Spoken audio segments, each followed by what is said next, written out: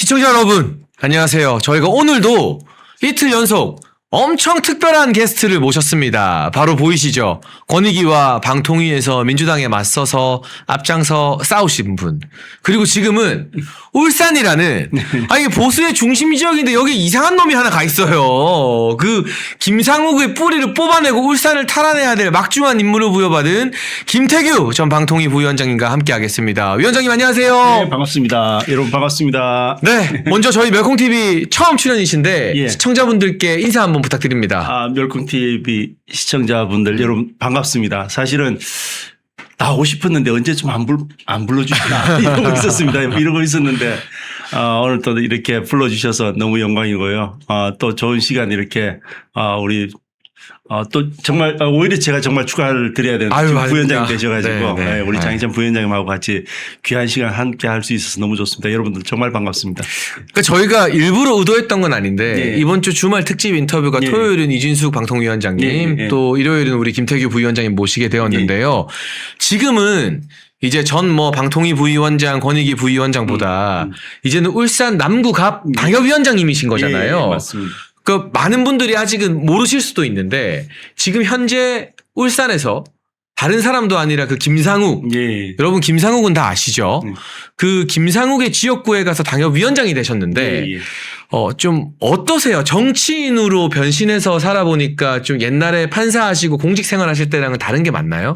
일단 이게 인사 각도가 많이 달라졌고 각도가 인사 각도가 많이 달라졌고 네. 일단 고개 숙이는 각도는 확실히 줄어든 거 맞는 것 같습니다. 그리고 감사하다는 말씀을 훨씬 더 많이 하게 되고요. 네. 일단 그런 생활의 변화들도 좀 많이 있고 그다음에 좀 지금 사실은 우리 김상욱이 네. 의원자를 붙이기도 참 그러네요. 여기서는 안 붙여도 됩니다. 그래서 네. 김상욱이 정말 거기가 우리 자유우파의 성지 같은 곳입니다. 그렇죠. 울산 남구갑이면. 예, 울산 남구갑 네. 성지 같은 곳인데 거기를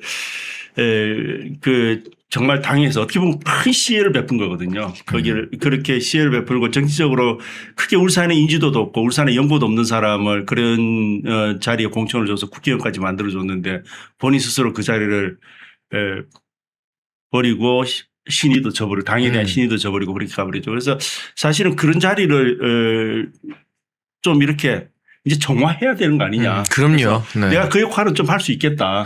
그런 생각에서 그쪽을 가게 됐고 사실은 저는 초중고 다 거기서 나오고 어릴 때부터 울산 생활을 했기 때문에 그래서 당연히 울산 그 남구도 제가 연고가 있고 생활을 네. 계속 해오던 것입니다. 그래서 네. 자연스럽게 저는 울산 남구로 그렇게 가게 됐습니다. 그러니까 저는 이번에 우리 당에서 울산 남구갑 당협위원장 공모를 할 때 네. 이번에 4고 당협 중에 거기가 사실은 소위 말하는 제일 좋은 지역이잖아요. 예, 그렇게 볼 수도 있습니다. 그러니까 보수의 어떤 성향이 강한 분들이 있으니까. 예, 맞습니다. 그래서 관심이 굉장히 많았는데 예. 그것도 그렇고 또 서울에서 좀 좋은 지역인 양천갑도 그렇고요. 오디션을 했거든요. 예.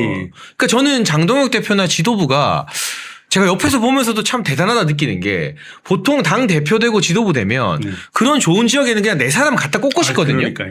그런데 우리 당원들의 선택에 그냥 맡긴 거잖아요. 그리고 그로 인해서 우리 김태규 위원장님이 울산 남구갑으로 가게 된 거니까 사실은 위원장님의 어떤 당협위원장 발탁도 일종의 정치 혁신이나 정치 개혁의 산물 아닐까요, 위원장님? 저는 개인적으로는 충분히 그리 볼 수 있다고 생각하고요. 왜냐하면은 처음에 제가 시작할 때만 해도 그냥 면접 보고 그냥 이렇게 지도부나 아니면 지역의 여론 정도 고려해서 그냥 간단하게 이렇게 절차가 끝날 줄 알았습니다. 근데 1차, 2차, 3차까지 가더라고요. 네. 그래서 3차에 이제 오디션까지 하고 백인평가인단에 지역 책임당원 투표도 하고 그다음에 조강특위 평가도 하고 이렇게 네. 해서 굉장히 복잡한 절차를 거쳤는데 그 과정들을 거쳐가면서 저도 나름 많은 것들을 느꼈습니다. 이게 사람의 마음을 얻는 방식을 비록 짧은 기간이고 깊이까지는 못했지만 네. 그래도 정치 처음 하는 사람 입장에서는 이런 걸 한번 겪어보는 거는 참 의미 있는 일이다라는 생각을 했고요. 예방주사가 되는 거죠. 그렇죠. 나중에 선거할 때. 네. 네. 그래서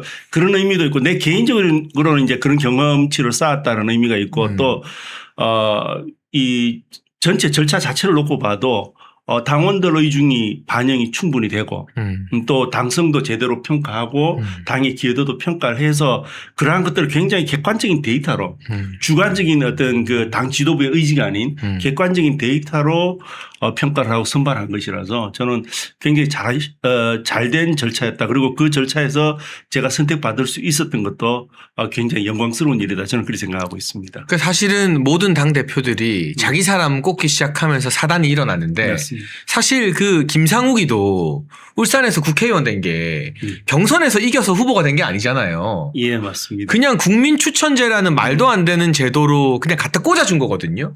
근데 비례대표나 국민 추천제 한동훈 때 했던 그 공천들이 문제가 상당히 심각하고 울산 같은 경우는 거기 있던 양반이 아예 이재명 지지 선언하면서 민주당으로 가버릴 정도니까 그 문호를 이렇게 개방해서 당원들이 제일 잘 안다. 예, 예. 우리 당원들이 선택하게 만드는 게 사실은 장동혁식 어떤 정치 혁신인 것 같아요. 그런 것 같습니다. 지금 보면은 김상욱이라는 사람이 뭐 일단 그 사람이 한 행동만 놓고 봐도 굉장히 화가 나지 않습니까? 그렇죠. 네. 이게 제가 뭐 다른 프로에서도 그런 얘기를 한 적이 있는데 일단은 한번 부결이 됐던 사안입니다. 처음부터 가결이 됐던 게 아니거든요. 그래서 부결이 됐던 사안을 자기가 굳이 나서 가지고 가결할 수 있는 이 분위기를 만들고 탄핵 말씀하시는 거죠? 네. 탄핵 가결할 때 자기가 피켓 들고 뭐 국회의사당에서 뭐 이렇게 피켓 시위도 하고 그러지 않습니까? 그때 가가지고 목도리 씌워주고 쇼한 게 한동훈이잖아요. 그렇죠. 또 보면. 그렇죠. 그래서 네. 그 자체가 이미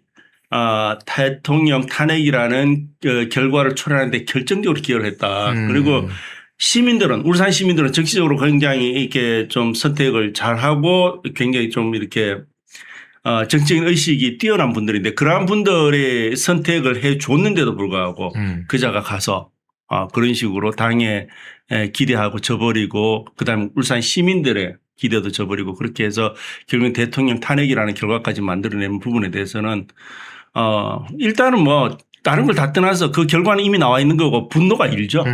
시민들도 굉장히 지금 분노가 많이 일고 제가 가끔 이제 울산에 가면 신정시장이라는 데가 있습니다. 네. 이번에 한번 가봤더니 그러면서 이제 이렇게 가게마다 제가 좀 들어가서 우리 저기 같이 가는 이 구의원님하고 이제 같이 다니면서 말씀을 들었는데 보시는 분마다 그거예요. 그놈 꼴 보기 싫다. 김상욱 좀 어떻게 해라. 네. 어떻게 좀 해라. 네. 꼴 보기 싫다. 오면은 우리가 막 욕을 해서 그냥 내쫓아버린다. 이 말씀을 들어서 굉장히 화가 많이 나게 있습니다. 그게 그냥 정말 생생한 울산 저작거리의 민심인 그렇죠. 거네요. 네, 맞습니다. 네. 울산 그 신정시장은 울산에서 대표적인 시장입니다. 울산 시내에서도 아마 제일 크지 않을까 싶고 전국적으로도 이름이 난 아마 10대 정도의 규모 정도로 들어가는 아주 좋은 큰 이 시장인데 그 시장 민심이 결국 우리 일반 시민들의 민심 아니겠습니까? 그래서 거기서는 뭐 반응들이 바로 그렇게 나옵니다. 크게 이렇게 깊이 탐문할 필요도 없이 바로 나옵니다. 그러니까 정말 김상욱을 어떻게 해야 되는 예. 막중한 책임감을 우리 김태규 위원장님이 어깨에 이제 짊어지게 되었는데 저는 사실 김태규 위원장님을 오늘 처음 뵙잖아요. 예. 제가 최고위원하고 뭐 공지에 계실 때도 예. 뭐 마주칠 기회가 이상하게 없었는데 예. 사실은 판사 시절에도 페이스북에 예. 이 사법적인 부분 관련해서 특히 좌파들의 위선을 꾸짖는 글들을 가끔 올리셨어요. 예. 그때부터 제가 팔로우해서 보는 팬이었거든요. 예, 뭐 사실은 제가 오히려 아유. 장 부위원장님 팬입니다. 그리고 제가 요즘은 어디 이렇게 방송 나가면은 저를 이제 축하한다는 얘기를 많이 듣는데 네. 오늘은 내가 오히려 축하도 받지만 축하를 드릴 수도 있어서 오늘은 네. 굉장히 기분이 좋습니다. 뭐 오히려 뭐 법원에 근무할 때 사실은 이런저런 계기가 좀 있었습니다. 법원 내부 게시판에 한번 그 뭐 판사들 PC를 영장도 없이 열어본다 이래가지고 그것 때문에 화가 나서 게시판에 글을 올린 게 계기가 돼서 그러면서 하여튼 제가 앞으로는 내가 좀 안 참아야 되겠다. 법원 안에 지금 법원 망가져 있지 않습니까? 그러니까 근데 너무 판사들이나 사법부에서 제대로 된 목소리를 못 내는 것 같아요. 그래서 너무 망가져 있었는데 사실은 오히려 그때는 지금보다 덜 망가져 있었습니다. 덜 망가져 있었는데 그때도 너무 화가 나가지고 이제 글을 쓰고 이렇게 하면서 페이스북에 최대한 법원 안의 사정을 잘 모르세요. 일반 시민들이 잘 모르시기 때문에 페이스북을 통해서라도 이걸 좀 알려야 되겠다 해서 굉장히 많이 알리려고 애를 썼고 또 언론들이 잘 모르거나 아니면은 그동안 듣지 못했던 얘기들이다 보니까 언론들이 잘 받아줬습니다. 그래서 최대한 우리 법원 안을 알리기 위해서 애를 많이 썼고 그게 법원 안에서 활동하는데 우리 자유우파에게 좀 더 공정할 수 있는 법원을 만드는데 역할을 하려고 했던 노력의 하나 아니었나 싶습니다. 그러니까 제가 시청자 여러분께 무슨 말씀을 드리고 싶냐면 김태규 위원장님은 어느 날 갑자기 뭐 정치하겠다고 해서 지금 울산에 당협위원장 된 게 아니라 예, 예. 윤석열 정부에서 방통위 부위원장, 권익위 부위원장을 하시면서 민주당과 막 싸웠지만 그 전부터 사실은 판사 시절부터 특히 판사분들은 좀 그렇게 나서는 분들이 좀 잘 없잖아요, 예, 성향상. 예, 맞습니다. 그런데 문재인 정부의 어떤 사법부에 대한 압박이나 이런 것들에 맞서 싸웠던 전력이 있다. 그 사실 안에는 판사 출신이지만 제가 봤을 때 그 파이터의 본능, 투사의 본능이 있는 분이다라는 거 여러분한테 좀 설명을 드리고 싶었어요. 네. 제가 이 장부위원장님을 네. 좋아하지 않을 수가 없는 게 네.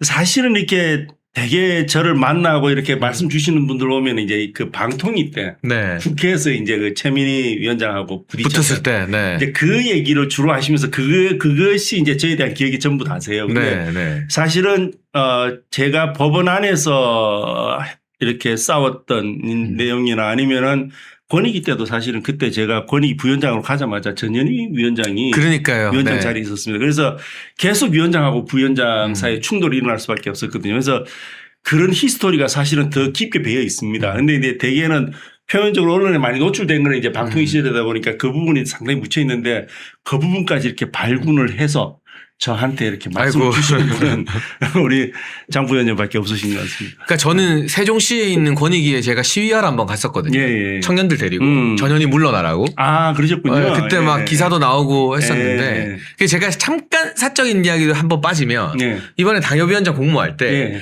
저랑 너무 친한 대통령실 행정관 출신의 후배가 한 명 있었어요. 아, 예. 강호승이라고. 예, 잘 알고 있습니다. 그래서 제가 나의 팬심은 김태규 위원장이 좋아하는데 또 제가 너무 좋아하는 동생이 나가니까 야 이거 어떻게 해야 되나 하면서 두 사람 다 응원했는데 지금은 또 우리 강호승 행정관이 김태규 위원장과 자주 소통하면서 예, 또 예. 같이 울산을 어쨌든 바꿔봐야 되니까 김상욱을 두고 보면 안 되니까 그게 또 하나가 됐다는 이야기를 들으면서 굉장히 또 기분이 좋고 뿌듯하기도 하고 그렇더라고요. 네. 사실은 제 개인적인 생각은 저는 뭐 처음부터 이렇게 3, 40대부터 정치를 생각한 것은 아니었기 때문에 네. 이제 거의 60대에 가까워지는 무렵에 이제 시작을 한 정치라서 사실은 저는 다소 좀 늦은 면이 있죠. 그렇지만은 우리 강호성 행정관이나 그날 같이 오디션 할 때 참여했던 저랑 같이 이렇게 당협을 놓고 이렇게 경쟁했던 후보들은 어떻게 보면 우리 당의 자산들이고 미래 자산들. 예, 미래 네. 자산들이고 또 앞으로 또 울산 정치에서도 굉장히 소중한 자산들이고 자원들이거든요. 그래서 그분들하고의 관계는 굉장히 제 개인적으로도 중요하다고 생각하고 그리고 뭐 앞으로도 그분들은 생물학적 나이가 일단 저보다 젊기 때문에 더 오랜 기간 동안 정치를 할 거라서 그래서 그분들하고의 관계를 잘 가져가면서 울산 정치가 좀 더 발전될 수 있도록 서로 힘을 모으는 거는 당연해서 그래서 제가 이번에 결과 나오고 나서 7명이 우리 경쟁을 했거든요. 그래서 네. 6분한테 다 전화를 드렸습니다. 이야, 그 쉽지 않은 일인데. 다 전화 네. 드려서 다 관계가 나빠질 것도 없었고 우리는 선의 경쟁을 한 거니까 그래서 관계 회복을 하고 또 이제 앞으로도 같이 열심히 하자고 하고 또 심지어 우리 강호승 참 똑똑합니다. 우리 강호승 행정관이 굉장히 똑똑하고 명쾌하고 뭐 또 똑똑하기만 한 게 아니고 또 열심히도 합니다. 열심히도 하고 있기 때문에 그래서 내가 지금 김상욱이 망쳐놓은 이 남구 당협을 재건해야 되는데 힘을 좀 빌려달라고 하니까 사실은 뭐 본인 몸은 지금 이게 울산에 있지 않지만은 간간히 또 자주 내려옵니다. 네. 그래서 그렇게 해서라도 본인이 도와주겠다고 해서 이렇게 저렇게 도움을 받고 있습니다. 근데 이게 제가 느꼈을 때 당원들이 선택한 공정한 경쟁이니까 네. 승복이 되는 거거든요. 그렇죠. 그렇죠. 근데 이걸 만약 지도부가 그냥 누구 꽂았다. 그러면 나머지 사람들이 그게 납득이 안 돼요. 그렇죠. 맞습니다. 그러면 화해도 안 되고 예. 힘을 못 모으는데 그렇죠. 당원들이 뽑으면 진 사람이 할 말이 없어요. 정확히 보셨는데 이게 뭐냐면 당원들을 뽑으면은 탓을 당원들 해야 됩니다. 당원들 탓하면은 정치 못하는 거죠. 그렇죠. 그러면. 네. 자, 당원들 어찌 탓을 하겠습니까? 예. 당원들의 뜻이 곧 당의 뜻이 되는 거죠. 그러니까요. 예. 근데 만약에 그 당원들의 뜻을 묻지 않고 결정을 하게 되면 어떤 문제가 되냐면은 저 사람 뒤에는 누가 있냐를 따지게 됩니다. 백이 누구냐, 연준이 예, 누구냐, 막 예. 이런 이야기 그런 걸 나오는 얘기가 거잖아요. 나오고. 그렇게 되면 이제 그걸 빌미 삼아서 문제를 제기하고 오히려 그게 당의 분열을 가져오는 원인이 될 수 있으니까 그래서 그런 면에서는 저는 이번에 사실은 좀 이렇게 그 과정을 거치는 사람 입장에서는 되게 혹독합니다. 힘들죠. 인비삽장하는데 너무 힘들었습니다. 네, 네. 너무 힘들었는데 그래도 결과를 놓고 보면은 네. 그게 맞았다라는 생각은 들고요. 네. 오히려 그랬기 때문에 오히려 제가 좀 우리 당협을 재건하는 데서도 우리 당원들한테도 좀 더 당당하게 말을 할 수 있고 좀 더 많이 도와달라고 얘기를 할 수 있는 것도 그래서 그런 거 아닌가 싶습니다. 그럼 그런 면에서 자연스럽게 연결되는 질문이에요. 지금 국민의힘 내에서 뭐 경선을 7대3으로 하냐 5대5로 하냐 막 논의가 있는데 사실 누가 제일 경쟁력 있고 잘하는 후보인지는 관심 있는 당원들이 제일 잘 아는 맞습니다. 거잖아요. 예. 그러니까 어찌됐든 당원들 손에 선택을 맡기자는 게 위원장님 한번 최근에 경험하신 입장으로는 예. 이게 그렇게 민심과 따로 가거나 막 나쁘게 가는 건가요? 좀 어떻게 생각하세요? 그래서 당원들이 사실은 이제 그런 부분들은 있을 수는 있겠습니다. 이게 뭐 조직력이 움직인다 이런 얘기들은 있을 수는 있는데 근데 당원들이 지금 오늘 우리 이 멸콩 TV 같이 이렇게 많은 이 미디어들, 뉴 미디어들이 있지 않습니까?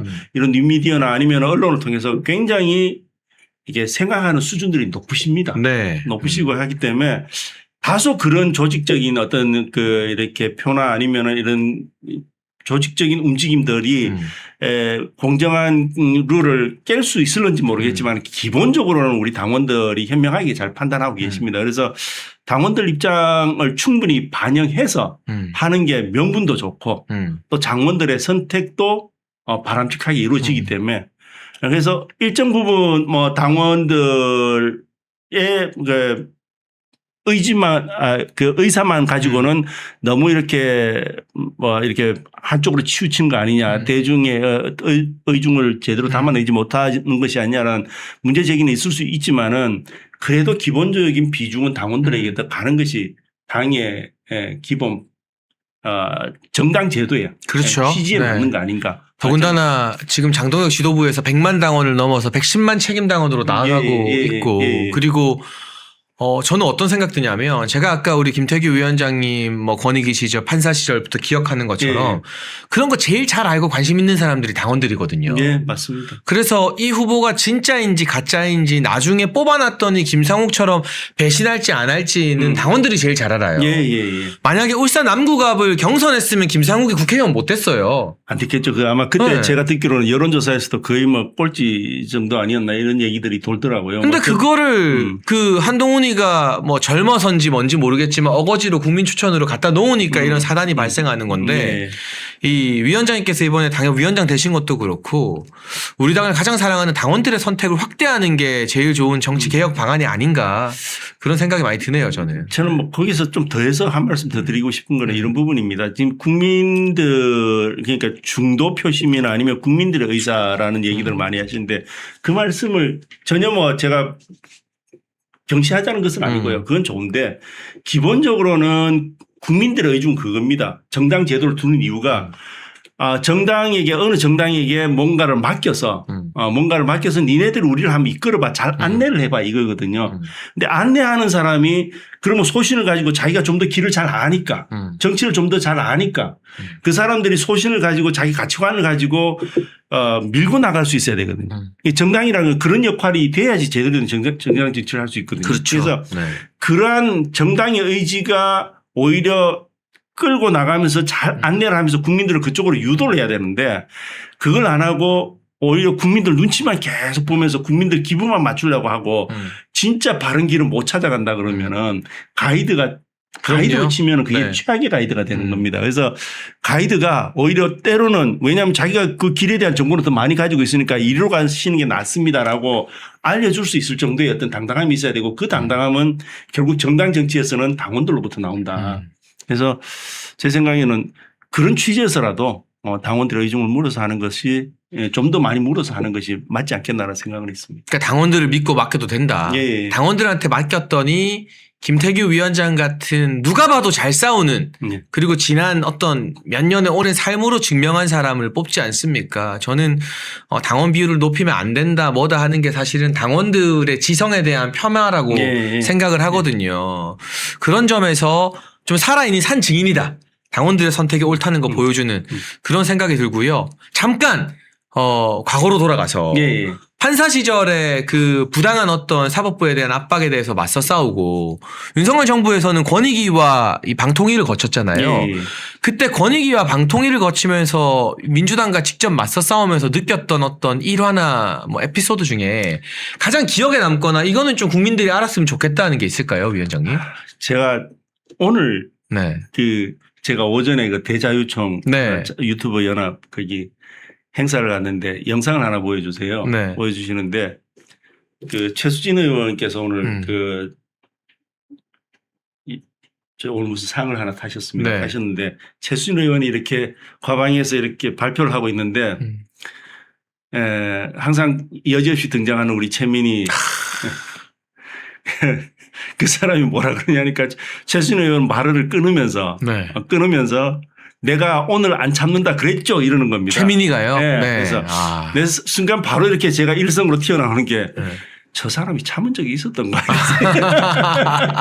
아, 기억납니다, 이거. 네.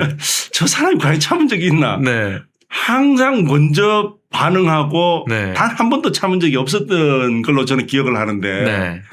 그런 말을 하는 게 참 우습다라는 생각을 했는데 그렇죠. 뭐 제 입장에서는 사실은 그 시기가 제일 혹독했던 건 맞습니다. 네. 혹독했던 건 맞아서 그래서 그리고 혹독할 수밖에 없었던 게 사람이 정치라는 게 결국에는 사람과 말 아니겠습니까? 그죠? 네.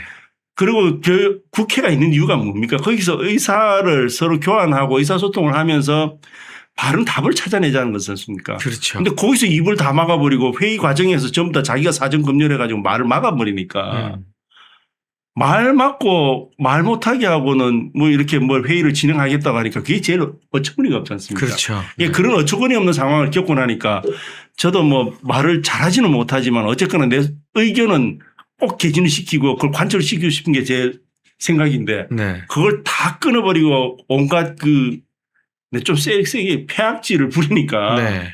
제가 그걸 어떻게 참았겠습니까? 그래서 그 순간이 사실은 그 시기가 사실 제일 힘들었던 건 물리적으로도 힘들었던 건 맞는 것 같습니다. 아, 그때 사실 예전에 네. 저는 그 2015년도에 정두원 전 의원을 모시면서 국회에 처음 출입을 했는데요. 그때 국방위원장이셨는데 예전에는 상임위원장들이 내가 당이 어느 당 소속이라도 중립적으로 진행하려고 노력을 되게 많이 했거든요. 그렇죠. 그게 그리고 사실 국회의 오랜 관행이잖아요, 위원장님. 근데 지금은 법사위원장 했던 추미애나 과방위원장 하면서 자기 무슨 애 결혼식에 막 온갖 뭐 축하 화환 다 받고 뭐 축의금 받았던 최민희나 진행하는 걸 보면 위원장들이 더 한 것 같아요, 더. 제가 옛날에 박 대통령께서 이렇게 대통령을 하실 때 그때 국회 한번 제가 그때 헌법재판소 근무했던 것 같은데 한 번 왔는데 그때는 민주당 야당이었던 시절이니까. 박근혜 전 대통령 시기에. 네. 굉장히 세게 하더라고요. 그러더니 그 다음에 이제 제가 국회에 한번 그때 다 현직에 있을 때니까 한번 갔더니 문통 때입니다. 네. 문재인 때인데 조금 여유가 있어요. 여당이 되니까. 자기들이 여당이니까. 네. 네. 그리고 좀 이렇게 관대하게 야당 쪽 얘기도 듣고 이렇게 하면서 대개는 이제 다수당이고 더군다나 그다음에 여당이니까 뭐 부족함이 없지 않습니까? 그렇죠. 네. 약간 그렇게 보이는 게 사람의 도리고 어떻게 보면은 최소한의 관용입니다. 그런데 네. 이자들은 제가 좀 갑자기 욱하는데 이자들은 지금 다수당이고 여당이고 그다음에 정부와 지금 행정부 나아가 사법부까지. 사법부까지 국회와 사법부까지도 다 지금 장악을 하고 있으면서도 끝까지 밀어붙이고 지금 뭐 그 법사위원장 자리조차도 안 내놓고 그렇게 하지 않습니까? 네. 야, 이 대한민국 정치사에서 건국 이래로 이런 정권이 없다. 그러니까 여러분이 잘 모르시는데 문재인 정부 때랑 비교해도 더 심해졌어요. 더 심해졌죠. 그때 민주당이 하던 짓거리도 우리가 용납이 안 돼서 이게 말이 안 된다 5년 만에 정권 교체했는데 저도 계속 국회 왔다 갔다 하고 방송하면서 보는데 그때보다도 더 얘네가 맛이 가는 것 같아요. 제가 제 칼럼을 좀 이게 법원 나오면서 제가 책을 한번 쓴 적이 있는데 그 위에 이제 칼럼들을 쭉 모았습니다. 모았는데 그 이제 문재인 정부 말기도 이렇게 좀 글을 썼는데 문재인 정부 말기에 글을 쓰면서 어떻게 세상이 일어나 이러면서 그 칼럼으로 가지고 이제 문재인 정부를 문재인을 까는 글을 굉장히 많이 썼는데 이제 세월이 지났지 않습니까? 지금 벌써 많은 세월이 흘렀지 않습니까? 흐르고 나서 지금에 이제 제가 보면서 이제 그 시성이 떨어져서 이제 그 칼럼들이 지금 현재 상황에 대응시키기는 안 맞을 거야 이런 생각이 들잖아요. 네. 그러면서 다시 한번 읽어봤습니다. 네.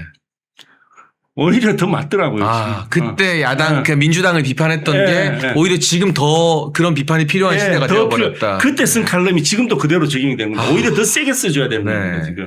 그러니까 정말 대한민국 역사가 어떻게 이렇게 거꾸로 가나. 제가 좀 뭐 말 나온 김에 하나만 더. 자, 그 일공화국 시절에 민주주의 채 몇 년 안 했을 때도 네. 대법원장이 한 행위가 마음에 안 들어서 대통령이 이승만 대통령이 뭔가 이렇게 말을 한마디 하니까 대법원장이 뭐라 그랬냐면은 네. 억울하면 항소하라 그랬습니다. 대법원장이. 네. 그래도 대통령이 말 한마디 못했어요. 그러니까 사실은 그때는 우리나라의 어떤 민주주의나 이런 게 잘 작동을 안 그렇죠. 하던 때인데도 그렇죠. 그 사법부는 함부로 안 건드렸다는 네. 거잖아요. 네. 근데 지금 하는 꼴을 보십시오. 이게 역사가 어떻게 퇴행해야 돼. 이렇게 되는. 제가 요즘 민주주의 발전도 바라지도 않습니다. 그냥 그 건국 초기의 민주주의라도 한번 해봐라 니네들. 그러니까 이승만 정부 때보다도 못하죠. 시간이 많이 흘렀는데 민주주의를 더 망치고 있는 더 거잖아요. 망치고 있는 거죠. 네. 네. 그래서 이 자들이 뻑 하면은 뭐 군사 정권이니 뭐 옛날 자유당 시절 이러는데 니네들이 자유당 시절만큼이라도 한번 해봐라는 소리가 내가 저절로 나오게 되는 상황이다 이 말이죠. 지금. 그러니까 진짜 저도 딱 지금 와닿는 게 이 민주주의 더 바라는 것도 없다. 네. 그러니까 최소한의 기본만 좀 지켜달라는 맞습니다. 건데. 네, 맞습니다.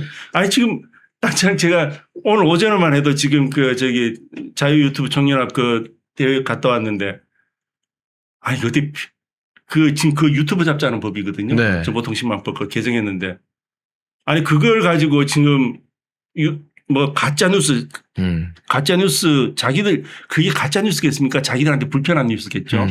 그 가짜뉴스 이제 나오면은 앞으로 징벌적 손해 5배나 한다지 않습니까? 네. 전 세계에 이런 예가 있나 싶습니다. 대한민국 그 허목한 시절을 겪었다 하는데도 그 어느 정권도 자기들이 제일 비난에 맞지 않는 박정희나 아니면은 심지어 전두환 정권조차도 그런 건 상상을 못했어요. 그러니까 군사 정권에서도 안 했던 짓을 지금 짓이죠. 이재명 정권이 밀어붙이고 있다는 거잖아요. 표현의 자유라는 거는 그만큼 무서운 겁니다. 군사 독재도 표현의 자유는 함부로 못 건드리고 두려워했던 겁니다. 근데 이자들 하는 거 보십시오 지금. 어떻게 표현의 자유에다가 5배 징벌적 손해배상을 한단 말입니까? 그리고 징벌적 손해배상은 이게 영미법 제도에 속건데 영미법에서도 미국 법에서도요. 이제 징벌적 손해배상은 네. 줄이려고 합니다. 좀 자제하는 분들. 너무 과해서 이게 말이 안 되는 회사를 아예 문을 닫게 만들고 하는 거라서 그래서 너무 과하다. 이거는 좀 이렇게 현실적인 손해로 이렇게 내려와야 된다라고 지금 줄이고 있는 추세인데 오히려 이거는 우리는 지금 더 하자고 그것도 제일 중요한 헌법적 가치고 헌법적 기본권인 절대적 기본권까지는 아니지만 절대적 기본권이라는 건 없습니다. 이게 아주 중요한 기본권 근본적인 기본권인 이 표현의 자유를 갖다가 징벌적 손해배상으로 지금 공격을 하겠다는 게 이게 말이 되겠습니까 이게 사실은 법이라도 제대로 적용되면 제가 봤을 때 김어준이 제일 먼저 망하고 그다음에 민주당 기둥뿌리 뽑아야 되거든요. 그 민주당 의원들이 그 박근혜 전 대통령 그 탄핵하면서 뭐 잃어버린 7시간이니 뭐 주사니 뭐 입에 담기도 더러운 말들을 막 쏟아낸 거 맞습니다. 그거 징벌적 배상으로 박근혜 대통령이 만약에 이 법안으로 소송 걸면 민주당 당사 기둥뿌리 저 여의도 건물 팔아야 돼요. 저거는. 맞습니다. 근데 아마 김어준한테는 적용 안 하겠죠. 갑자기 그 털보 아저씨 얘기하니까 네. 제가 그 털보 아저씨께서 그 아저씨께 특수위원 많으신 분께서 국회 와가지고 뭐 얘기했으냐면은 뭐 암살조를 만들고 뭐 그러니까요. 북한 군복을 만들고 뭐 이 얘기 한 적 있지 않습니까? 정치인 사살조가 있고 뭐 했던. 그래가지고 그 사람이 그 얘기할 때 제가 그 옆자리에 앉아 있었습니다. 내가 여기 앉아 있으면 한 2-3명 건너서 제가 그 옆에 앉아 있었습니다. 또 그 현장에 계셨구나. 앉아 있는데 그걸 이제 자기들 나름대로도 이게 극적인 장면을 연출해야 되지 않습니까? 그러니까 멀쩡하게 현안 질의하고 있는데 기관 현안 질의하고 있는데 불쑥 그 김어준이 들어와요. 일정을 집어넣어 가지고는 들어와가지고 그 터무니없는 얘기를 하고 앉아 있는데 제가 너무 어이가 없어가지고 진짜 헛웃음이 나오는데 헛웃음을 참았습니다. 그래도 국회라고 거기에서 참았는데.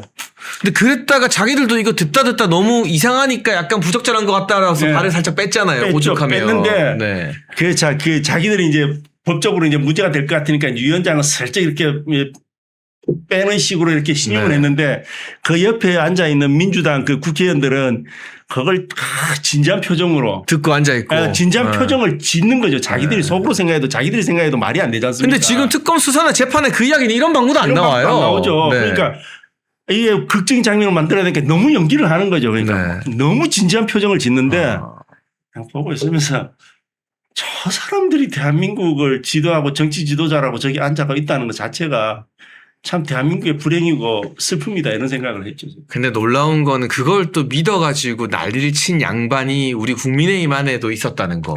아, 네. 한동훈이가 그걸 가지고 막 난리를 치고 네. 탄핵의 문을 열었다는 거. 진짜 어떻게 보면 비운의 역사의 장면에 현장에 계셨다는데 진짜로 예. 나라 꼴이 어떨지 진짜 네. 그렇죠. 이대로 가면. 저도요, 제가 말이 잘 안 막히는데요. 지금 그 정보통신망법 이야기하고 그 현장에 김어준 옆에 계셨다는 이야기 들으니까 나라 꼴이 참담해서 그냥 말문이 턱 막히는 것 같아요. 막히죠. 그리고 그 한 대표님도 내 솔직히 좀 예전에 그런 적이 있습니다. 청담동 사건 아시죠? 그죠? 청담동 술자리 어쩌고 하는 거. 네. 그때 그분의 기질을 살짝 엿본 부분이 있는데 뭐냐 하면은 술자리 그 얘기가 나왔는데 민주당에서 막 파상 공세를 하는데 한 대표한테. 네. 그럼 뭐 답은 잘 하셨어요. 잘 하셨는데 그때 무슨 얘기를 하냐면은 제가요. 제가 그게 있었다고요. 본인의 변명을 굉장히 강하게 하시는데 그 기본적인 스토리가 뭐냐면은 대통령과 당신이 거기 있었다는 거잖아요. 그러면 내가 모시는 분 같으면은 대통령께서 거기 계셨다고요? 이게 먼저 나올 것 같거든요. 그러니까 대통령 변호를 먼저 해야 되는 거죠. 네, 그분은 그럴 분이 아니다 이렇게. 네. 그렇죠. 네. 그래서 대통령께서 그러신 그 말이 되겠습니까? 뭐 이런 식이 되는 게 일반적일 것 같은데 그게 모시는 분에 대한 일반적인 태도 같은데 이 얘기만 하는 게 좀 아쉽다 이런 생각을 했었거든요. 나만 아니다. 네, 그게. 그 얘기가 좀 아쉬웠던 것 같습니다. 뭐 숨길 수 없는 성정이죠. 여러분 오늘 너무 흥미진진한 인터뷰가 되고 있는데요. 2부에서는요. 이제 울산의 김상욱을 어떻게 할 것인가, 어떻게 울산을 탈환할 것인가 하는 이야기부터 장동혁 대표 이 지도부를 우리 김태규 위원장님 보시기에 어떻게 평가하는지, 그리고 이 지도부와 함께 지선을 어떻게 뚫고 나가야 하는지 당내 현안도 한번 깊숙이 다뤄보겠습니다. 저희 박정희 대통령님 전직 관련해서 30초만 알리는 말씀 듣고 올 텐데요. 그 사이에 어디 가지 마시고 좋아요와 구독 누르면서 30초만 기다려주세요. 잠깐 알리는 말씀 듣고 오겠습니다. 여러분 1961년 1인당 국민소득 80달러, 지구상에서 가장 가난했던 대한민국을 경제대국으로 만든 구국의 지도자 박정희 대통령님. 국민이 잘 살고 잘 먹는 나라를 만들겠다는 일념으로 박정희 대통령께서 직접 집필한 전집 6권을 저희 멸콩TV가 새롭게 편집을 했습니다. 환신바이오 창립 8주년 기념으로요. 환신골드 한 세트 구매하는 고객께 이 6권이 있는 전집 한 세트를 특별 증정합니다. 아래 번호로 전화 주시고 건강도 챙기시고 박정희 대통령님 전집도 좋은 기회에 받으시면 좋겠습니다. 네, 일요일 멸콩TV 특집 인터뷰는 김태규 울산 남구갑 당협위원장님과 함께 하고 있습니다. 이제 또 본격적인 울산 이야기를 조금만 해봐야 될 것 같은데요. 아까 울산 민심을 좀 전해주셨지만 김상욱, 그리고 이게 총선까지는 시간이 너무 많이 남았단 말이죠. 네. 울산시장으로 이재명 정부에서 차출될 수 있다는 이야기도 나오는데 진짜 민주당 울산시장 후보가 그럼 김상욱이 되는 건지, 그리고 그럼 그 자리에 이제 재보궐이 성사되면 우리 위원장님 바로 투입돼야 될 텐데 울산에서 김상욱 뿌리 뽑으려면 좀 어떻게 해야 될 것 같나요? 지금 그런 소문이 좀 있는 것도 사실인 것 같고 일단 뉴스 기사로 한번 나온 적은 있습니다. 그래서 근데 어차피 후보가 출마하고 안 하고는 본인 의사니까 본인이 알아서 할 부분이라서 제가 제가 함부로 예측할 수도 없는 거고 그거는 그런 상황입니다. 그런 상황이고 만약에 시장을 나온다면 당연히 그 자리에서 재보궐선거가 일어날 수밖에 없고 재보궐선거 아마 일어나면은 내년 10월쯤이 되지 않을까 싶은데 그래 되면 제가 좀 더 빨리 이렇게 선거를 치러야 되는 문제도 있을 수는 있겠습니다. 또 경선도 치러야 될 거고 본선도 한 번 더 치러야 경선도 한 번 치르고 또 본선도 치러야 될 거라서 그런 상태고 김상욱은 이제 울산 시민들이 용서치 않으실 겁니다. 저는 그렇게 믿습니다. 울산 남구갑에서는 당연히 용서치 않을 것이고요. 그거는 제가 꼭 그리 되도록 만들겠습니다. 그리고 울산 전체로도 울산이 사실은 보면은 이게 6개 선거구가 있습니다. 6개 선거구가 있는데 그 중에서 동구하고 북구는 다소 왼쪽 성향이 좀 강합니다. 거기 이제 노동자들도 좀 많이 있고 현대중공업도 있고 이래서. 근데 그런 사정을 감안한다고 하더라도 제 생각에는 울산 시민들이 받아들이지 않을 거다. 그래서 김상욱이 혹여 나온다고 하더라도 제 생각에는 김상욱이 울산시장 되는 일은 없을 거다. 저는 그렇게 생각하고 있습니다. 지금 민주당에서 그나마 울산에 낼 수 있는 제일 센 카드, 그러니까 인지도 있는 게 그나마 김상욱인 거잖아요. 그렇죠. 김상욱하고 전 이제 송철호 시장. 아, 문재인 친구였다. 예. 근데 이제 송철호 시장님도 뭐 좋긴 한데 지금 또 아무래도 좀 오랜 정치인 생활을 하셨던 분이고 너무 이제 오래된 이미지가 좀 남아있지 않나. 그래서 좀 그런 게 이제 핸디캡으로 작동하시는 게 아닌가라는 생각을 좀 하고 있고 또 뭐 그 외에도 지금 영산 비서관 중에 뭐 이선호 맞죠? 이선호 비서관도 있고 뭐 그 한 3분 정도가 지금 물망에서 민주당 쪽에서 논의가 되고 있는 것 같습니다. 근데 저는 김상욱이 나오면 좋겠어요. 왜냐? 김상욱이 나와야 어차피 울산시장은 떨어질 건데 우리의 그 황금 같은 울산 남구갑 그 자리가 보궐이 빨리 열리고 빨리 국회의원 선거에서 가져올 수 있잖아요. 저도 뭐 그 생각에는 네. 뭐 물론 제가 다 당연히 가져와야 될 거고 이거 뭐 제가 안 가져오더라도 어쨌거나 가져와야 되는 상황이라서 뭐 저는 제가 충분히 가져올 수 있을 거라고 생각하고요. 저는 그러면은 너무 그게 이제 최고의 결과다. 울산시 지방 그 권력은 우리가 유지를 하면서 선거구도 하나 뺏어올 수 있으니까. 그러니까요. 저는 뭐 가장 바라는 바고 그렇게 됐으면 좋겠습니다. 저도. 누가 좀 김상욱한테 가서 시장 나오라고 꼬셔주면 좋겠어요. 그 목도리 매주는 한동훈이가 가가지고 이제 당에 좋은 일 좀 하며 목도리 또 매주면서 상우가 시장 나와라 이렇게라도 좀 꼬셔주면 좋겠어요. 진짜로.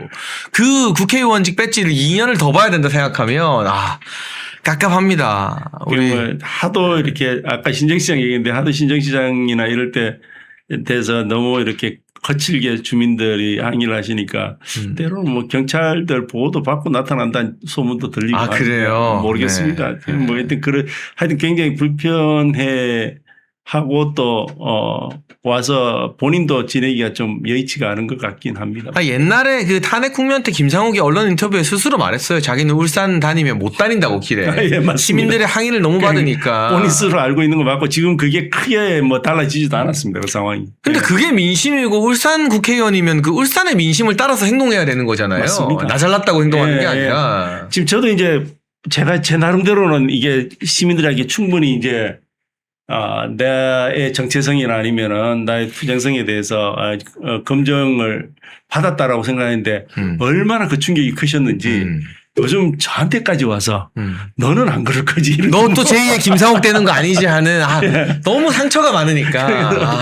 이분들이 나를 모르시나라는 생각도 하면서 또 한편으로는 오죽하면 저런 말씀을 하시겠나. 이런 생각이 들죠. 그냥 믿고 뽑아놨더니. 그러니까 이상하게요. 국민의힘과 보수에서는요. 특혜를 많이 받은 사람이 배신을 더 많이 하더라고요. 그러니까요. 그러니까 김상욱이도 정말 어마어마한 특혜를 받은 거고 한동훈이도 마찬가지인데 그러니까 뭘 받은 게 없는 사람이 삐져가지고 토라지면은 그게 옳은 일은 아니라도 인간적으로 이해는 되잖아요. 이해 쉽게 가니까 그게 원래 자기 거라고 그렇게 생각하는 거예요. 너무 쉽게 되니까 이게 다 내 거다 그냥. 네. 사실 어렵게 가보면은 야 이게 어렵게 이게 구해지는 거니까 이게 원래 내 게 아닐 수도 있었구나. 그리고 이 하나 얻는 게 얼마나 소중한지 알겠다. 이걸 소중하게 잘 간직해야지 이런 생각이 있는데 사실은 국회의원은 물론 이제 전국 국민의 대표이긴 하지만은 그래도 지역을 무시할 수는 없지 않습니까? 그럼요. 그러면은 그 지역 출신들을 따지는 게 지역 정서인데 지금 김상욱 같은 경우에는 울산 출신도 아니고 게다가 뭐 원래 또 민주당에도 좀 적을 두고 있었고 송철호 시장하고 일도 같이 그러니까요. 이래저래 모든 게 우리 당하고는 잘 안 맞는 사람인데 그런 사람임에도 불구하고 울산에서 출마를 해서 아주 뭐 진짜 국민 공천제라는 게 추천제라는 게 그전에는 없었지 않습니까? 그죠? 처음 생긴 제도죠. 처음 생긴 제도입니다. 그런데 그런 국민 추천제라는 제도를 통해 가지고 불쑥 그냥 공천을 받고 또 그 공천이 제대로 작동이 돼서 바로 또 국회의원이 되고 그 일련의 과정들이 너무 쉽게 일어나니까 아마 이 사람이 이 자리를 너무 가볍게 보는 거 아닌가. 저는 경선 한번 겪어보니까 이러면 안 되겠다 이런 생각이 확실히 다시 또 들었습니다. 그러니까 이게 그래서 뭐든 쉽게 주면 안 돼요. 그러니까 법무부 장관 비대위원장 너무 쉽게 하니까 저 난리를 치고 막 탄핵시키고 막 이제 와서는 경향신문 인터뷰에서 나는 검사 때도 윤석열 대통령 도움 받은 적 없다. 오히려 내가 다 했다. 막 이러고 앉아있는 한동훈이나 국회의원 공짜로 시켜주니까 그 지역 주민들 다 배신하고 나가서 민주당 가서 딸랑거리고 있는 김상욱이나 제 기억에는 한동훈 대표가 그게 그때 문재인 정부 때 중앙지검 아마 2차장인가 3차장 하고 그랬죠. 때죠. 네.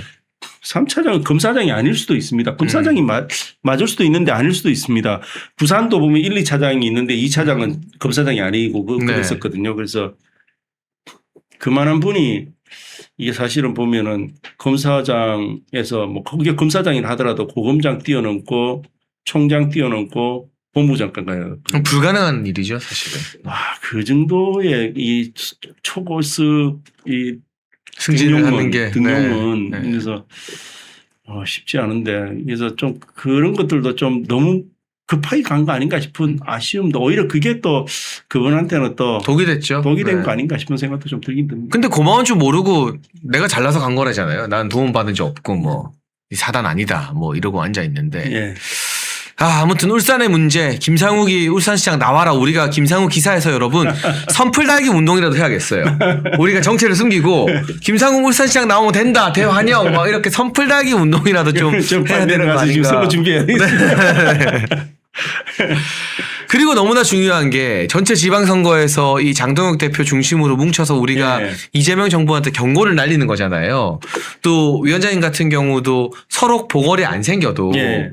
울산에서의 어떤 거기 구청장 선거, 맞습니다. 시구의원 선거, 시장 선거 이런 거를 승리로 이끌어야 되는데 좀 어떻게 전망하세요? 막 언론에서 계속 장동혁 대표 물고 뜯고 막 훈수를 못해서 난리인데 이번에 당협위원장 되고 또 되신 후에 느끼시는 어떤 장동혁 지도부에 대한 어떤 생각이나 지방선거에 대한 전망 좀 어떻게 분석하십니까, 위원장님? 지금 사실은 우리가 뭐 바로 어제입니까 그제입니까 바로 네. 우리가 눈으로 확인을 했지 않습니까? 네. 뭐 24시간 필리버스터라는 거는 인간으로서는 인간의 의지가 강하다고 해서 그걸 나는 저분이 체력도 대단하고 정신력도. 네, 정신력도 대단하다 이런 생각이 들었는데 그 어느 한쪽이라도 이게 빠지면 그게 물리적으로 가능하지가 않거든요. 네. 다 갖춰도 힘든 일입니다. 근데 그걸 해내는 걸 보고는 저분은 뭔가를 하기는 하겠다. 네. 뭔가 저지르시겠다. 네. 사실은 지금까지 저질러 왔고 사실은 0.5선이 당대표가 되셨지 않습니까? 그죠? 1.5선에서. 1.5선 이상 네. 1.5선 맞추고 1.5선이 된 상태에서 당대표도 되셨고 또 필리버스터를 하고 지금 그동안에 이끌어오는 걸 보면서 충분히 뭔가를 해내시겠다. 이런 생각이 들고 지금까지도 잘해오고 계시고 그래서 뭐 저는 그런 믿음직한 언덕이 있어야 됩니다. 그리고 그런 사람이 필요하죠. 그래야지 또 따르지 않겠습니까? 모든 당원들이. 그래서 사실은 제가 이 얘기도 가끔 이제 저희 내려가서 이제 그 얘기를 하는데 되게 조급하세요. 경상도 분들. 조급하다고요? 네. 조급하세요. 그래서 저도 경상도 사람이니까. 그래서 뭐 이렇게 결과가 바로 안 나오면 막 되게 초조하고 불안해 하시거든요. 우리 당대표님 이 충청도 분이십니까? 네, 네.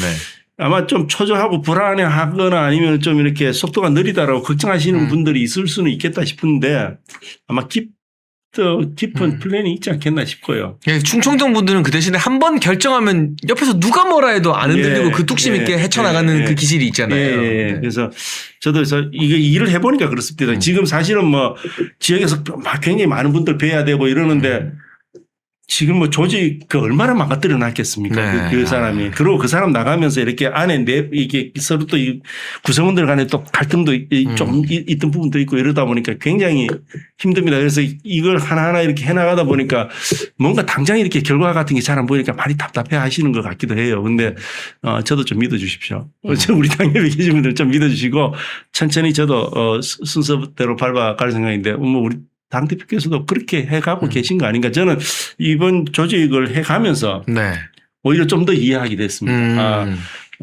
저는 지금 11월 26일 날 그 조직위원장 되고 나서 지금 이제 한 달 정도 딱 한 달 됐네요. 한 달 됐는데 밖으로 보면 외연상 뭐 이렇게 피켓 시위하고 뭐 이런 거 몇몇 빼놓고는 안 보인다 뭐 이런 얘기가 나올 수 있는데 저는 제 나름대로는 진짜 초놈을 아껴가면서 계속 뭔가를 하고 있거든요. 그러니까 당협위원장이 되셔도 그 정도인데. 그 조직을 정비하고 하는데 밖에서는 그 정도인데. 몰라도 막 몸부림치고 그렇죠. 난리가 나는데 근데 지금 네. 200 몇십 개 그 조직입니까? 그 네. 하여튼 그 전국적인 조직과 그 중앙당을 이렇게 움직여 가시는데 그게 당장 내가 보이듯이 막 이렇게 뭐 마법 지팡이처럼 잘 안 될 겁니다. 그래서 좀 더 우리 당원들 동지들께서 조금 더 이렇게 인내심 가지면서 기다리시면 아마 뭔가 결과를 만들어내시지 않을까 싶습니다. 그리고 중요한 국면마다 그 이호선 위원장 임명이나 또는 이번에 24시간 필리버스터처럼 당원들이 뭐가 안 나오나 싶을 때 또 결정적 한 방을 또 예. 크게 빵빵 터트려주는 게 예. 장동혁 대표의 스타일인 것 같아요. 보면. 네.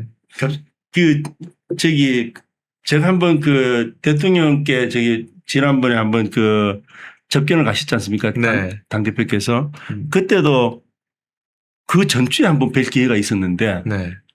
제가 이 접견을 간 적이 있습니다. 음. 그러니까 그 얘기를 드렸더니 한번 가겠다고 하시길래 저는 그래도 당대표께서 움직이시는데 좀 한참 안 걸리겠는데 바로 그 다음 주에 바로 얼마 안 지나서 가셨습니다. 그래서 그런 걸 보면서 또 움직일 때는 굉장히 또 신속하게 움직이시더라고요. 그러니까 그리고 기왕 말 나온 김에 아까 이호선 네. 예, 당무감사위원장. 당무감사위원장이 말씀하시는데 제 뭐 개인적으로도 친분이 있고요. 그분. 그러세요? 네. 네. 근데 굉장히 고드신 분입니다. 뭐 원칙 절대 안 벗어나십니다. 그러니까 누가 뭐라 한다고 그 외압이나 이런 거에 불안한 분이 아닌 거죠. 전혀 안 들리십니다. 그분은 네. 딱 맞다 싶으시면은 그냥 그대로 쭉 밀고 가시는 분이기 때문에 자기 소신이나 원칙이 안 맞는 짓은 일치 안 하십니다. 안 하시기 때문에 그분이 이번 뭐 이렇게 당무감사 하시면서도 네. 사심이나 이런 거는 저는 전혀 없었다고 생각하고요. 그렇죠. 네. 뭐 원칙에 딱 맞는 행동만 하시니까 그분이 한 행동이나 결과는 좀 믿어주시는 게 맞지 않겠냐. 그리고 검사이기 때문에 다소 그렇게 하는 게 또 맞습니다. 그러면 자연스럽게 연결이 되는데요. 장동혁 대표가 말하는 당의 기강을 잡기 위해서 이 내부 총질이나 해당 행위 선을 넘으면 허용하지 않겠다는 의미에서 당무감사가 진행이 됐고 김종혁 전 최고에 대해서 당원권 정지 2년 권고가 있었잖아요. 그리고 한동훈에 대한 당원 게시판 감사도 1차 결과가 나왔고 2차가 이제 진행 중인데 최종 결과까지 언론이나 호사가들이 막 왈가왈부를 해요. 그런데 위원장님 보시기에는 이거를 그냥 무턱대고 덮고 넘어간다고 당이 통합이 되겠느냐. 그렇지 않다는 당원들이 너무 많은데 좀 어떻게 바라보세요? 저는 뭐 기본적으로 법률가이기 때문에 법률가적 시각에서 말씀을 드리겠습니다. 네. 지금 어쨌거나 지금 당무감사는 일장의 검사역이지 않습니까? 네. 그래서 검사역에서 충분히 그 역할을 하고 계시고 그래서 검사역에서 나온 결론은 그걸대로 받아들이고 그다음에 지금 결국에는 또 윤리위원회를 열어야 됩니다. 그게 이제 판사 역할인 거죠. 그렇죠. 판사 역할을 하는 거니까. 그래서 그건 나오기 전에 미리 이래야 된다 저래야 된다는 거는 누구든지 얘기는 할 수 있겠습니다. 그건 토론의 장이니까. 근데 제가 나서서 뭐 이게 맞다 저게 맞다고 말할 입장은 아닌 것 같고 그리고 제가 볼 때는 오히려 신속하게 좀 윤리위원회가 구성이 돼서 그 부분에서 공정하게 사심 없이 판단이 이루어지고 그 판단이 누가 봐도 절차를 잘 지키면서 정상적으로 이루어진 판단이라면 또 당원들이 그걸 믿고 존중해야 되고 존중해 네. 주는 거. 그게 뭐 이 재판 절차에서의 프로세스를 생각하시면 충분히 그런 식으로 가는 게 정답이다라는 생각은. 그런데 저는 사실 개인적으로는 이호선 위원장님을 전혀 모르는데 네. 법조인으로서 잘 아시는데 네. 이호선 위원장이 하는 일에 어떤 사심이나 불공정한 게 끼어들 여지가 없다는 말씀이신 저는 거잖아요. 뭐 일단 그분은 네. 그렇게 사심을 넣어서 이렇게 하실 분은 아니다. 모르겠습니다. 뭐 개인의 가치관이 전혀 어떤 의사결정이나 판단에 영향을 미치지 않는 건 아닌데 우리가 그 법에 보면 그런 게 있습니다. 헌법에도 있는데 법관의 양심이라는 게 있거든요. 네. 법관의 양심은 법관도 사람이고 정치적인 성향을 가지고 있습니다. 그렇지만은 법관이 판단을 할 때는 그 직업적 양심으로. 네. 그러니까 내가 혹여 정치적으로 이쪽이고 저쪽이라도 판단할 때는 직업적 양심으로 판단하라는 게 있거든요. 그래서 아마 내 생각에는 당무 감사에 임하시는 분이나 아니면 또 앞으로 윤리위원회 오실 분들도 그래 해야 되는데 아마 개인적인 소신보다는 상황에 주어진 자료 그다음에 판단력, 법리 이런 것들을 물론 당은 당규겠지만은 이제 그런 것들을 다 고려해서 객관적으로 저는 했다고 믿습니다. 그분은 충분히 그러실 분이라고 믿고요. 그럼 나아가서요. 일부에서는 자꾸 장동혁 대표의 리더십을 막 건드리면서 지금은 사실 좀 많이 진화가 된 것 같은데 이 지도부를 흔들려고 하고 뭐 비대위다 뭐다 뭐 이렇게 말하는 호사가들이나 일부 정치인들이 좀 있었거든요. 근데 물론 24시간 필리버스터 이후에 좀 정리가 많이 됐습니다만 이 계속되는 장동혁 대표 흔들기 그리고 우리가 윤석열 정부 때도 느꼈지만 대통령 국민이 뽑아놨는데 그거 흔들고 당원들이 당대표 뽑아놨는데 흔들고 이게 좀 어느 순간 이런 분열이 보수의 고질병이 된 것 같은데요. 이런 현상에 대해서는 이제 정치 신인으로서 좀 어떻게 바라보고 계신지가 궁금합니다. 제가 이 다른 프로에 나가서도 한번 그 얘기를 한 적이 있는데 지금 당의 상황이 비상한 상황이다. 네. 이게 평시가 아니다. 전시 중이다. 전시다. 네. 전시 맞지 않습니까? 우리가 앞서도 지금 독재 얘기를 했었는데요. 이런 우리가 경험치 못한 독재를 겪고 있지 않습니까? 나라는 그 꼴이고 당은 지금 보면은 뭐 지금 물리적으로라도 보면은 의석수가 지금 2대1 구조입니다. 네. 그죠? 약간 좀 더 많긴 하지만 2대1 구조입니다. 모든 면에서 정책 여건도 안 좋고 나라의 상황도 안 좋고 이런 상황에서는 결국에는 우리가 비장한 심정으로 이 상황을 타개할 수밖에 없고 결국에는 뭐 저기 현지 실장이 뭐 이제 이건 전쟁입니다. 뭐 그런 표현을 그렇죠. 김현지가 이재명한테 그런 문자를 보냈죠. 그런 문자를 보냈다는데 우리도 전쟁입니다 지금. 음. 전쟁에서는 일단은 사령부에서 나오는 말을 따라가야죠 지금은. 원보이스를 제가 그래서 얘기를 한번 한 적이 있습니다. 다른 데서. 그래서 지금 상황은 비상시국이라고 보고 좀 원보이스를 내는 게 맞다. 저는 그렇게 생각하고 있습니다. 사실은 뭐 보니까 지금 당협에 가보니까 이제 저도 이제 제도권 정치 안으로 일단은 한번 첫 발을 들여놔 봤는데 이런저런 말씀들을 많이 하세요. 어떤 사람들은 뭐 네가 왜 그런 태도를 보이냐 이런 뭐 서로 이렇게 막 비난들을 많이 하세요. 그래서 참 처신하기가 쉽지는 않은데 그래도 저는 이 말씀을 드리는 게 맞는 것 같습니다. 당에서 일단 우리 당대표가 정해졌고 당대표께서 지금 굉장히 굳은 심지로 밀고 나가시고 계시고 그리고 상황이 비상하기 때문에 이런 상황이면은 당대표의 의중을 믿고 따라가고 하는 것이 맞지 않겠냐는 생각을 했습니다. 그러니까 저는 이게 보수의 어떤 고질병이 된 것 같아요. 제가 우리가 언제 이겼고 언제 졌는가 총선을 기준으로 쭉 봤는데요. 예.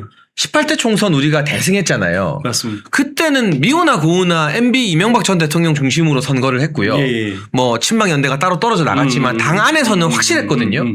19대는 박근혜 대통령 비대위원장한테 그냥 힘을 다 몰아줬어요. 예. 깔끔하게 이겼어요. 근데 20대는 박근혜 대통령을 모시고 있는데 비박계와 내부 분열이 막 정리가 안 되면서 유승민이 막 무소속 나가고 하면서 분열했더니 우리가 다 이긴 선거를 쳤고 21대 황교안 김용호 갈등으로 뽀개졌고 22대 한동훈이 일종의 정치 쿠데타를 일으키면서 뽀개졌잖아요. 그러니까 명확하게 오히려 우리가 이재명의 일극체제를 욕했지만 원톱으로 힘 밀어주면 이기고 어설프게 원톱이 아니고 안에서 싸우면 지더라고요.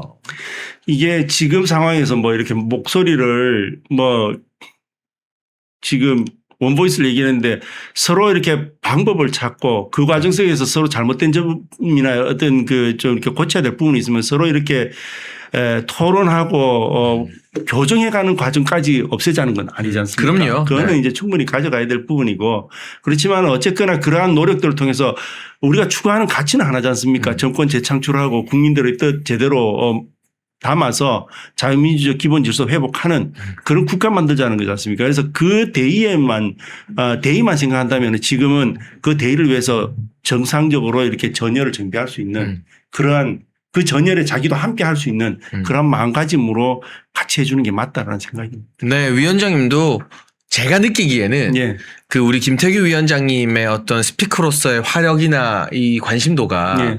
웬만한 국회의원 이상이거든요. 그러니까 누가 막 당대표 흔들고 그러면 예. 페이스북으로 좀 이 흔들지 마라. 예. 그러지 말아라는 메시지도 좀 중앙정치에 대해서도 영향력을 내주시면 지역에서의 예. 호응도 더 커질 것 같고 우리 당원과 시청자분들 또 국민과 지지자분들이 더 눈여겨서 응원하면서 바라보지 않을까 싶습니다. 예, 뭐 위원장님. 그렇게 할 생각입니다. 제가 네. 지금 조직위원장 되고 나서도 바로 네. 제가 그 울산시의회에 가가지고 그 프레스센터 가서 그 계엄은 내란으로 인정 못한다.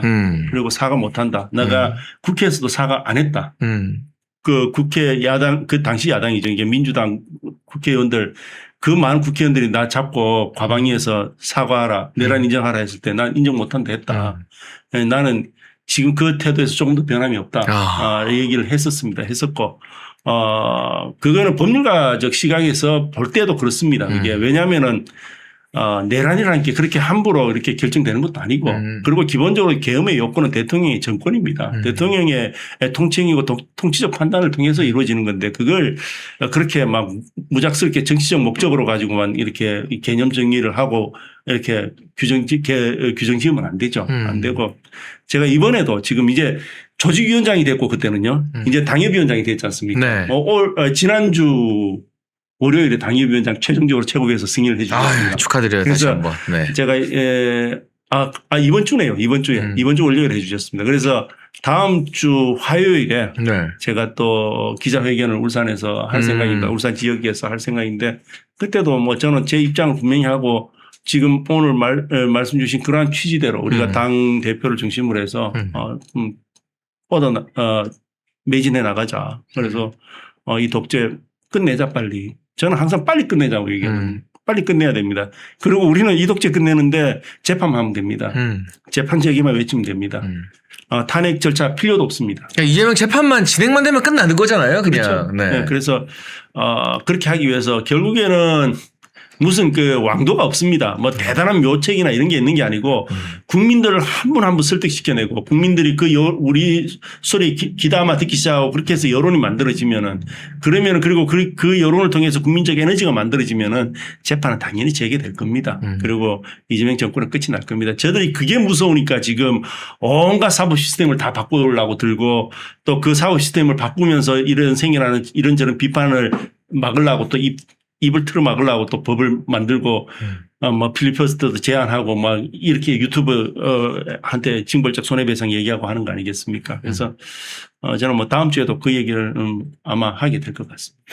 네, 오늘 이 김태규 위원장님과 함께 깊이 있는 이야기 나누면서 이런 분이 울산에서 한 축을 담당해주면 국민의힘과 이 자유우파에게 굉장히 큰 힘이 되겠다라는 생각을 했는데요. 여러분도 하셨죠? 그냥 보지만 마시고 구독과 좋아요로 더 많은 힘을 주시면 좋겠고요.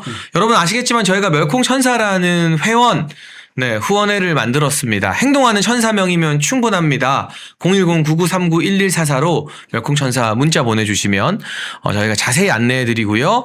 안내가 필요 없으신 분들은 댓글에 링크 클릭하셔서 가입하시면 됩니다. 멸콩TV가 다양한 분들 모시고 더 많은 컨텐츠 제작할 수 있도록 함께 행동하는 천사명 빨리 좀 채워주시면 좋겠네요. 위원장님 오늘 너무 흥미진진한 인터뷰였는데 마지막으로 당원들과 국민들께 나는 앞으로 이런 정치를 하겠다 한마디 해주시죠.